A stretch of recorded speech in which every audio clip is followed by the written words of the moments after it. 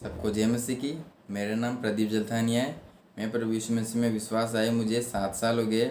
और हम 7 साल पहले जब हम विश्वास में नहीं आए थे तब हम डीसीएम रहते थे और हमारे जीवन में अशांति थी।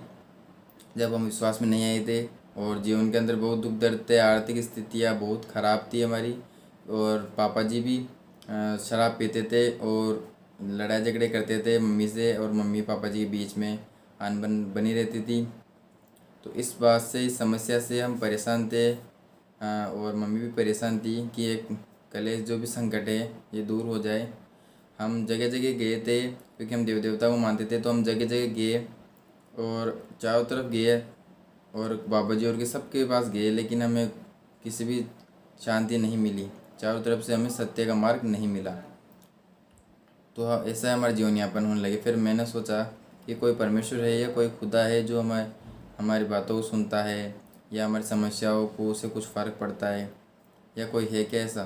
फिर एक दिन क्या हुआ, मैं मम्मी और सब घर पड़ी थे, तब रोहित भैया और योगेश मामा जी आए हुए थे कोई काम से। तो उस टाइम मम्मी के शरीर में ऐसा लग रहा जैसे कोई मम्मी के ऊपर कोई काबू कर लिया या कुछ जादू टोना कर रखा हो, ऐसा लग रहा था। तो रोहित भैया और योगेश मामा जी ने प्रार्थना की उनके लिए, मम्मी के लिए।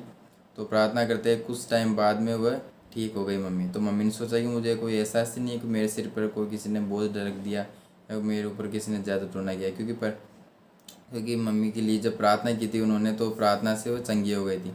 तो उस बात से मम्मी को भी कुछ लगा कि हाँ, कोई परमेश्वर है जो प्रार्थना से ही केवल ठीक हो गई मैं।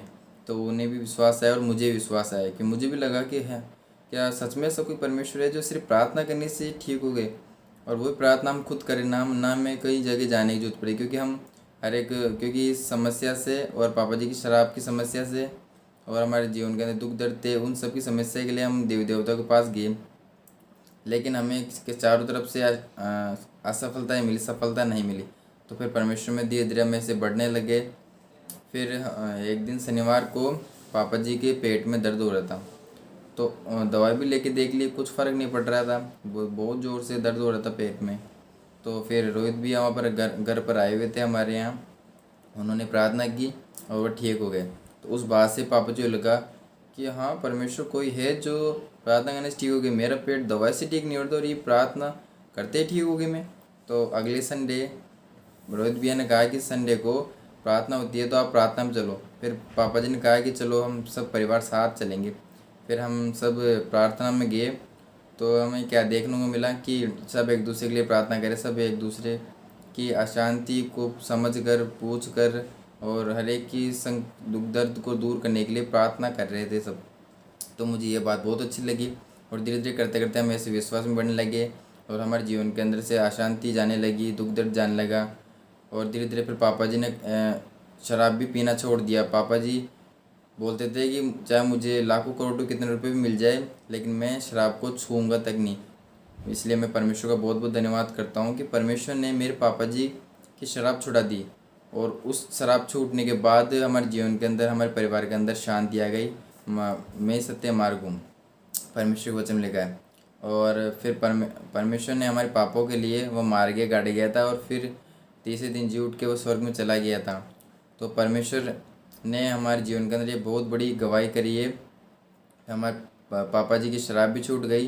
फिर हम विश्वास में भी धीरे धीरे बढ़ने लग गए। और फिर मैं और पवन पहले विश्वास से पहले हम लड़ाई झगड़ा करते थे, और हम भी हमारे बीच में भी एक दूसरे की बनती नहीं थी। तो फिर परमेश्वर ने हमें बुद्धि ज्ञान दी, क्योंकि परमेश्वर वचन में लिखा है कि बुद्धि ज्ञान मुझे से मिलती है, पर परमेश्वर ने हमें बुद्धि ज्ञान दी। और उस प्रकार फिर हमारे पापों की क्षमा भी हो गई, क्योंकि परमेश्वर हमारे पापों के लिए वो बलिदान हो गया था, वो क्रूस पर चढ़ गया था। और फिर हम धीरे धीरे विश्वास में बढ़ने लगे। विश्वास से पहले मैं वीक था पढ़ाई में, तो मेरी पढ़ाई भी सही हो गई। मैंने प्रार्थना की और परमेश्वर ने मुझे पढ़ाई के स्तर पर भी सही किया और आत्मिक स्तर पर भी सही किया। और परमेश्वर ने मुझे हर एक नम्रता, दीनता, हर एक परमेश्वर ने मुझे परमेश्वर के वचन जो वह दिए। परमेश्वर ने मुझे आत्मिक तौर पर, और परमेश्वर ने मुझे आगे बढ़ाया। इसलिए मैं परमेश्वर का धन्यवाद करता हूँ। और आज हमारा परिवार सुख शांति में है और परमेश्वर की हम महिमा करते हैं। प्रभु को धन्यवाद हो।